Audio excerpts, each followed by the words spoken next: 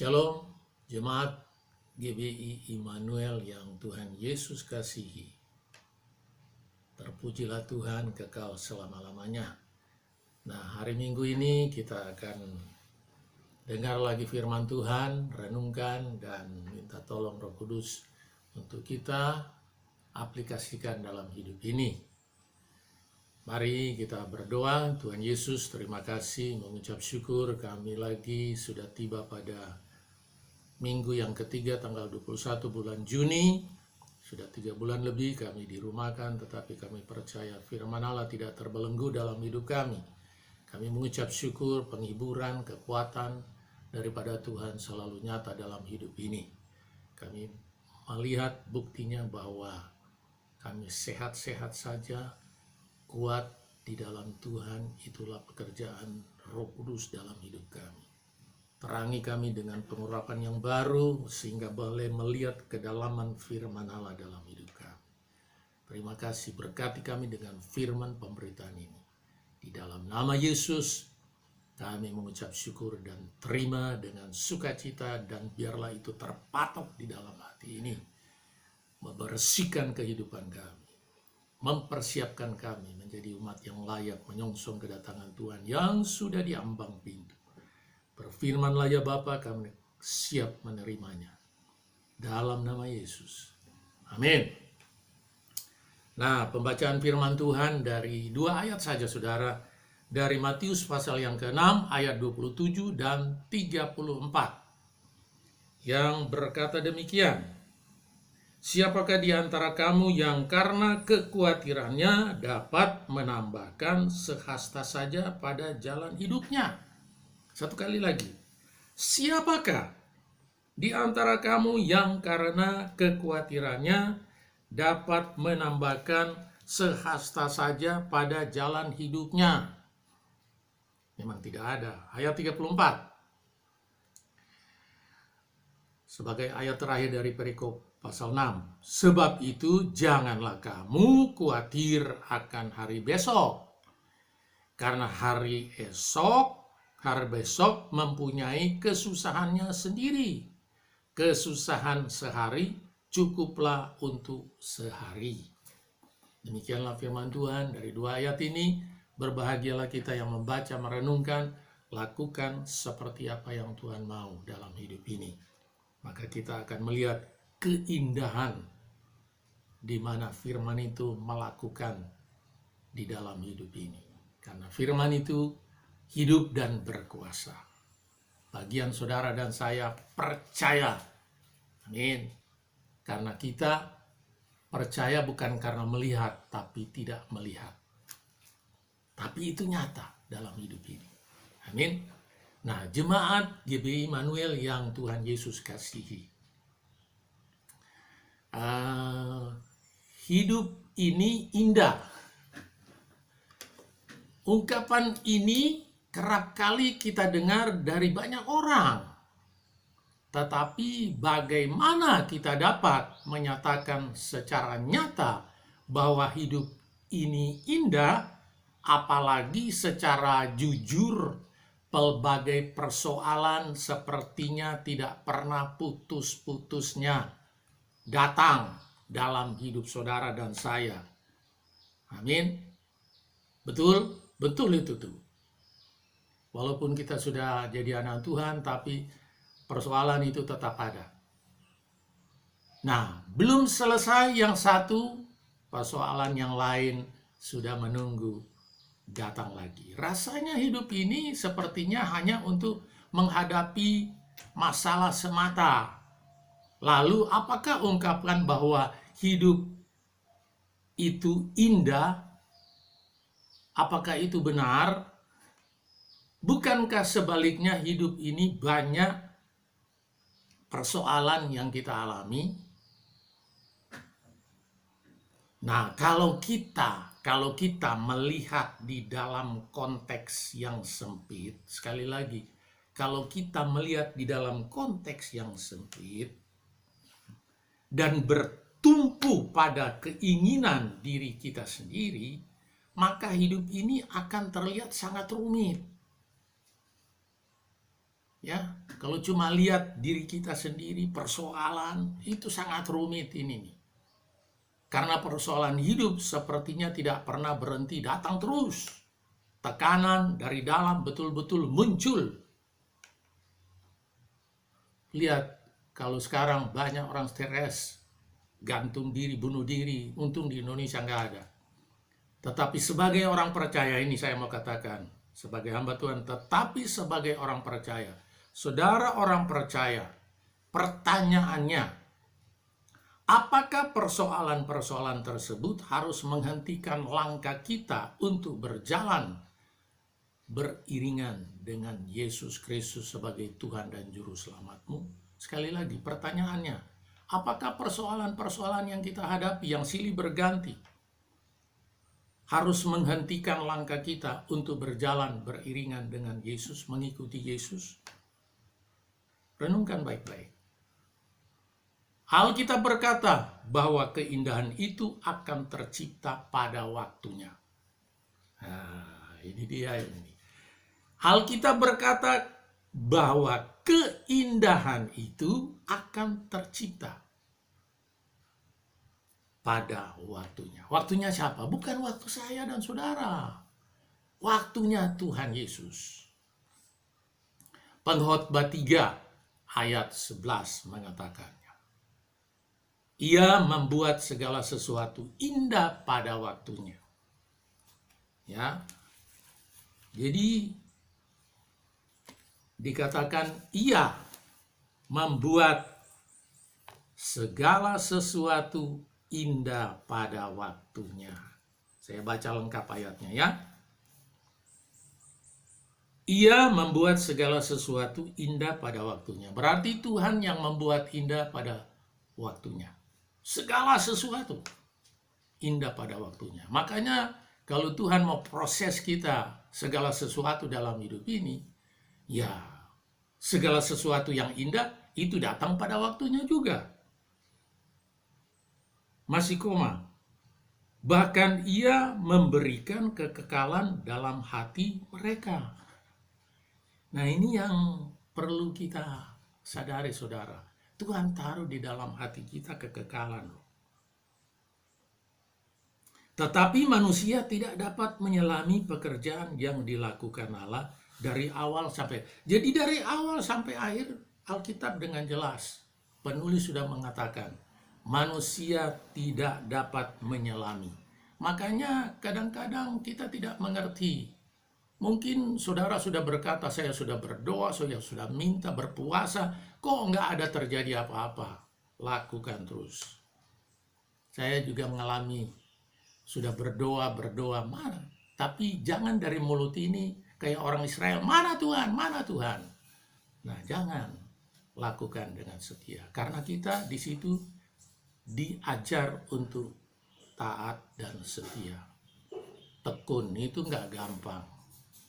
Ya, mungkin kita pikir, oh sekian bulan saya akan doa, nyanyi, puasa, pasti. Ya belum tentu, karena waktunya Tuhan. Amin. Jadi lihat baik-baik. Artinya gini, bahwa tiap perjalanan yang harus kita lalui ini pasti indah. Karena berjalan bersama Tuhan. Karena ada nilai kekekalan di dalam hati orang percaya yang ditaruh oleh Tuhan. Itu yang penting. Bukan langsung Tuhan taruh semua. Tapi ketika kita berjalan, ngerti, minta. Bukakan Tuhan. Sehingga nilai itu tidak dicuri. Tapi itu akan membentuk kehidupan kita menjadi indah juga. Firman itu indah, saudara. Tuhan itu indah, luar biasa ini. Dia yang indah yang membuat kita indah kembali. Karena kita sudah bukan indah lagi, karena Alkitab dengan jelas berkata manusia telah kehilangan kemuliaan Allah karena dosa ini. Sudah rusak, tapi Tuhan akan kembalikan kembali. Gambar diri Allah dalam hidup kita sudah rusak. Tapi ketika saudara dan saya mau percaya, mau terima didikan Tuhan, nah itu nanti indah seluruhnya pada waktunya. Amin. Jadi sekali lagi, karena ada nilai kekekalan di dalam hati orang percaya yang ditaruh oleh Tuhan. Ketika dia diproses, saya dan saudara diproses, terpatoklah firman itu, keindahan itu.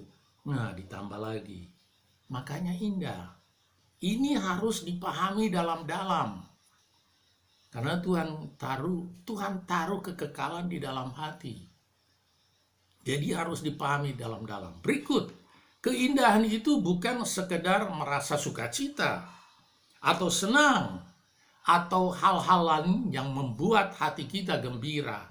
Keindahan itu juga bisa muncul ketika kita menyadari bahwa Allah tidak pernah meninggalkan saudara dan saya, sekalipun tengah berjalan di lembah kekelaman.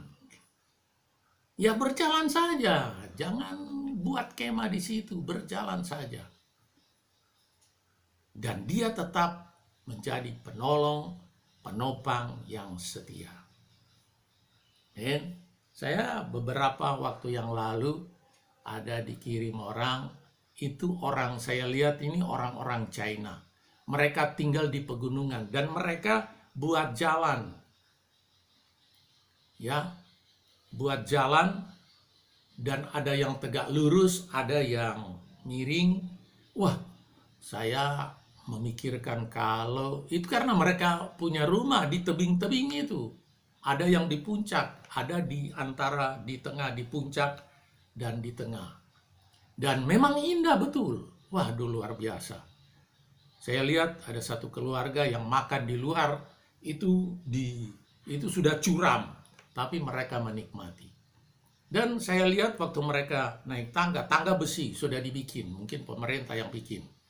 Dan itu orang tuanya pakai tali ikat anaknya. Anaknya dilatih juga, pegang sendiri, enggak di. Nah, orang yang enggak bisa jalan lagi itu didukung di belakang, diikatkan pada. Waduh, saya bilang, dia sendiri mau bawa badannya sendiri naik itu tangga besi loh ini. Nanti saya akan kirim itu. Wah, saya merinding kalau lihat ini. Tapi itulah kehidupan mereka. Mereka sudah terlatih. Jadi, sementara dia memanjat, naik tangga, kita seolah-olah yang melihat turut juga memanjat tebing dan sampai di puncak gunung. Wah, saya lihat, wih, indah betul ini. Nah, ketika kita melihat lagi perjuangan yang dilalui melalui tebing yang curam, hal itu akan terasa sangat indah ini. Saya bilang, enggak takutkah mereka ini? Ya karena mereka sudah dari hari keseharian mereka ya gitu. Ada yang bawa mungkin belanja di kota, mereka ikatkan di punggung baru bawa naik. Wah, saya bilang itu ibu-ibu lagi, kuat betul. Dan nanti saudara akan diberkati itu. Lihat itu video ini. Nah, begitu pula saat seseorang selesai melakukan sebuah pekerjaan, ketika ia mengenang kembali apa yang telah dilalui, maka terlihat betapa Allah tidak meninggalkannya sedikit pun, meskipun di tengah lilit persoalan yang sangat berat dan menekan. Tapi Ibrani 13 ayat 5 bagian B, Tuhan berjanji, aku sekali-kali tidak akan membiarkan dan tidak akan meninggalkan. Itu janji Tuhan. Kalau Tuhan berjanji, dia akan tepati. Mari berjalan bersama Tuhan. Oh, saya lupa kasih tema tadi. Ya. Temanya lepas dari kekhawatiran. Nah, sesuai dengan ayat tadi. Lepas dari kekhawatiran. Jadi mari kita harus lepas dari kekhawatiran. Cara lepasnya, ya kita berjalan bersama Tuhan. Berikutnya, Alkitab memberi kesaksian sebagai berikut. Saya ambil satu saja ya. Ini tentang 3 orang, yaitu Sadrak, Mesak, Abednego, yang dijebloskan oleh Raja Nebukadnezar di dalam perapian. Itu diambil dari Daniel pasal yang ketiga, itu satu perikop nanti baca ayat 1-30, tapi ada beberapa ayat saja ya, saya bagikan. Perhatikan ayat 12. Mereka tidak menyembah patung emas itu. 3 orang ini tidak mau menyembah. Terus ayat 14-15, mereka dihadapkan kepada raja karena ada yang lapor kepada Raja Nebukadnezar. Ini 3 orang tidak mau patuh, maka dipanggil, dihadapkan. Terus ayat 16-18, jawab mereka terhadap raja. Ini deklarasi saudara. Mereka bilang begini, jika Allah kami yang kami puja sanggup melepaskan kami, ia akan melepaskan kami dari perapian yang menyala, dari tangan Raja Nebukadnezar. Tetapi seandainya tidak, hendaklah tuanku Raja mengetahui bahwa kami tidak akan memuja dan menyembah dewa patung emas. Nah, ini satu deklarasi dalam hidup mereka.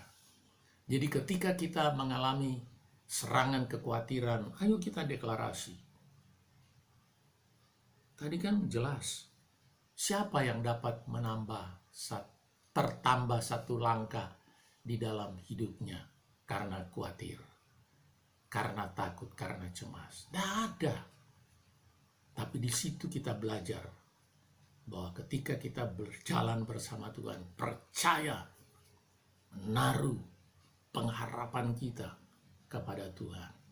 Karena iman kan dasar dari segala sesuatu yang kita harapkan. Bukti daripada apa yang kita tidak lihat. Jadi betul, itu diuji. Apakah kita tegak di situ? Nah, 3 orang ini punya pengharapan sama Tuhan. Pasti mereka akan terlepas walaupun ancaman. Nah, itu gambaran saudara. Mampukah saudara? Saya kalau dihadapkan gini, seperti Sadrak, Mesak, Abednego, wah, luar biasa ini iman mereka ini. Artinya pengharapan mereka dan apa yang mereka tidak pernah lihat. Karena Rasul Paulus berkata, hidup ini percaya bukan karena melihat. Ya, jadi kalau kita dilatih, dididik oleh Tuhan, ya bersyukurlah ini. Nah, terus ayat 19-22. Raja meluap dengan kegeramannya karena deklarasi mereka di hadapan raja. Nah, setan juga bisa meluap kegeramannya dan dia cari terus kelemahan kita. Resikonya hadapi nyala api yang 7 kali dipanaskan dari yang biasa. Kita kena ujung bara api aja itu sudah luka ini, apalagi ini 7 kali dipanaskan. Bahkan dikatakan di sana itu orang-orang yang mengangkat 3 orang ini karena mereka diikat kan, nggak disuruh ayo masuk, mereka diikat baru dilemparkan. Nah, orang yang mengangkat ini mati disambar api. Ayat 24-25. Nah, ketika mereka dilemparkan nggak terbakar dan raja terkejut karena melihat ada orang keempat yang rupanya seperti anak dewa. Siapa itu? Anak manusia, yaitu Yesus yang datang menyertai mereka. Mereka berjalan-jalan dengan bebas di dalam perapian itu. Ayat 21, mereka diikat dan terikat, akan tetapi ketika dimasukkan dalam perapian, mereka berjalan dengan bebas. Ayat 25, orang lain yang akan melihat dalam kehidupan kita bahwa ada penyertaan Tuhan. Seperti raja itu, datang, dipanggil, semua datang. Ya, mereka lihat, terheran-heran, kok nggak hangus? Mereka cium, bau hangus pun nggak ada. Bau asap pun nggak ada. Nah, itu dia. Dan perhatikan ayat 27-30. Itu upah ini. Orang datang akan melihat, wow. Rasul Paulus bilang, bukan mereka lihat kan sudah masuk di dalam api, kok nggak ada bau hangus, nggak ada bau asap. Tapi ketika keluar dari situ, Paulus kasih gambaran bau harum daripada Kristus mereka cium. Dan raja kasih ketetapan, siapa yang menghina Allahnya ketiga orang ini akan macam-macam kehidupan mereka. Saudara baca dalam ayat 27 sampai 30. Nah, itu upah kita, saudara. Memang kalau kita baca 5 menit selesai nih, tapi coba kita renungkan. Saya tadi pagi ikut streaming, dibilang coba renungkan dan minta Roh Kudus untuk kita lakukan dalam hidup ini. Kita jadi pelaku firman Tuhan, tepat seperti apa yang Tuhan mau. Memang tidak mudah, saudara. Harus dibangun. Baca, renungkan. Nah, Rasul Petrus berkata dalam 1 Petrus 4 ayat 12, saudara-saudara yang kukasihi, janganlah kamu heran akan nyala api siksaan yang datang kepadamu sebagai ujian. Nah, kok Allah tega menyiksa kita? Tidak, itu sebagai ujian. Seolah-olah dikatakan ada sesuatu yang luar biasa terjadi di atas kita ini. Ya. Yang luar biasa terjadi di atas kehidupan kita. Perhatikan, jangan kamu heran. Nggak usah heran lah. Nyala api siksaan yang datang sebagai ujian, dikatakan ya. Bukan menyiksa kita ini, sebagai ujian. Apakah kita lulus? Nah, kalau terbakar ya seperti jerami, kayu, apa semuanya. Tetapi yang tidak terbakar, permata, emas, itu yang tidak terbakar. Seolah-olah ada sesuatu yang luar biasa terjadi di atas kamu. Sebaliknya, bersukacitalah karena itu bagian kita. Amin. Jadi, suatu kesadaran yang perlu kita bangun adalah bahwa hidup ini memang indah jika kita tetap berada di dalam Dia. Itu dia ini. Jadi ujian-ujian itu datang untuk membuat kita untuk tinggal di dalam Dia. Ya, Yohanes 15. Mari tinggal di dalam Dia, Dia di dalam kita. Maka kita akan berbuah banyak. Saya lagi merenungkan itu Rasul Paulus berkata, hidup ini bagi Kristus, mati adalah keuntungan. Tapi kalau aku toh hidup, berarti itu memberi buah. Wah, itu luar biasa ini. Jadi kita harus memberi buah. Ya, sudah banyak buah ya. Buah Roh Kudus. Banyak. Alkitab mengatakan buah Roh Kudus, buah kekudusan, buah kesucian. Wah, nanti itu. Jiwa-jiwa. Saya lagi merenungkan itu. Sudah selesai, saya akan bagikan buat saudara. Harus memberi buah. Nah, umpamanya pohon durian. Apakah dia rasa buahnya? Enggak, orang lain yang menikmati. Bukan pohon lain juga yang menikmati, orang yang menikmati. Ya.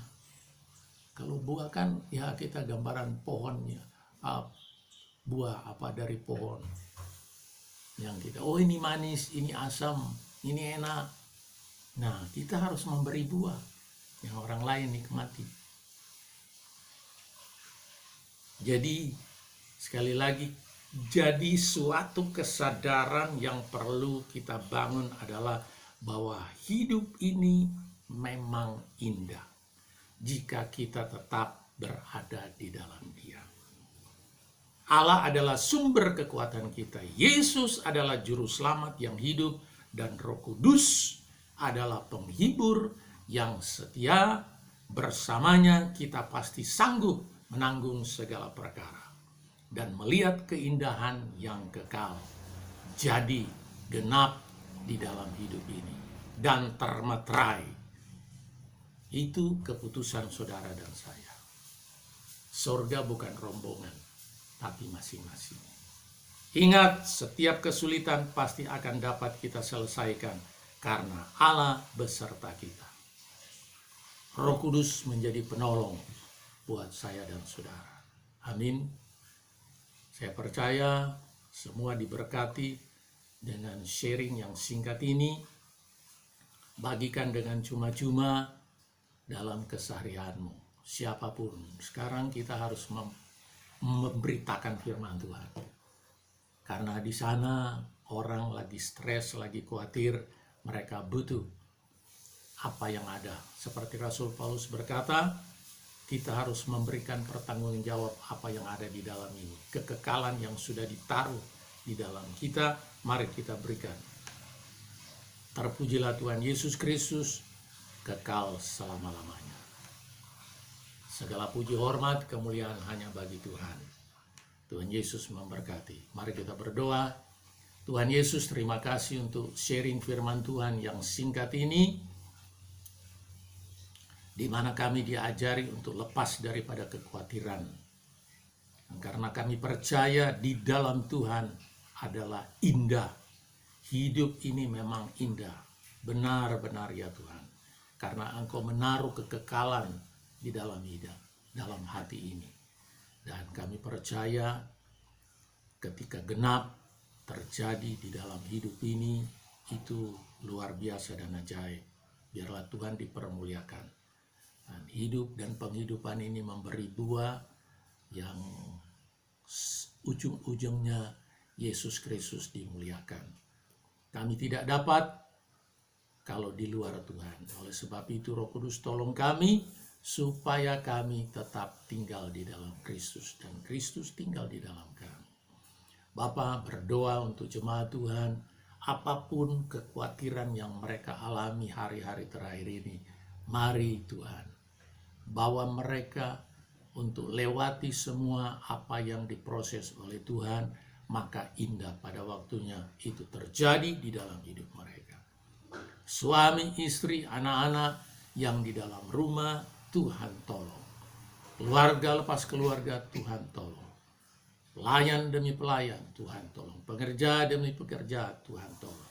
Terima kasih Tuhan. Mengucap syukur, terpujilah Tuhan. Proteksi daripada Tuhan. Biarlah mereka dan kami semua deklarasi Mazmur 91 itu akan terjadi di dalam hidup kami. Dalam nama Tuhan Yesus. Terima kasih. Mengucap syukur karena perlindungan kami, gunung batu kami adalah kepada Allah yang hidup. Makasih Tuhan, karena kami tak berseru kepada Tuhan, minta pertolongan daripada Tuhan. Kami berdoa untuk bangsa dan negara, berikan hikmat bagi Bapak Presiden, Wakil Presiden, Kabinet Kerja, semua lembaga tinggi negara dari pusat sampai kepada daerah, biarlah mereka menjalankan apa yang telah diputuskan oleh DPR dengan benar, sehingga rakyat Indonesia mengalami lawatan daripada Tuhan, yaitu pemulihan ekonomi dan lawatan keselamatan terjadi dalam nama Tuhan Yesus. Gereja-gereja Tuhan percaya kesatuan terjadi. Terpujilah Tuhan dari pusat sampai ke daerah. Bapak terima kasih, kami berdoa juga untuk kota kami Balikpapan, karena ketika kami berdoa untuk kesejahteraan kota Balikpapan, itu menjadi bagian kami juga. Makasih, halaukan semua niat-niat orang jahat, semua rancangan-rancangan daripada orang jahat dibatalkan semuanya. Di dalam nama Tuhan Yesus. Terima kasih. Terpujilah Tuhan kekal selamanya. Biarlah semuanya diberkati oleh Tuhan. Dalam nama Tuhan Yesus Kristus. Terpujilah Tuhan kekal selama-lamanya. Inilah syafaat kami. Dan kami terima berkat dan anugerah dari Bapa Surgawi. Kasih karunia daripada Tuhan Yesus Kristus. Pemeliharaan pertolongan Allah Roh Kudus nyata dalam hidup ini. Hari lepas hari sampai Tuhan Yesus datang mengangkat kami dalam kemuliaannya. Kekal bersama dengan Tuhan. Sama-sama katakan amin. Tuhan Yesus memberkati. Shalom.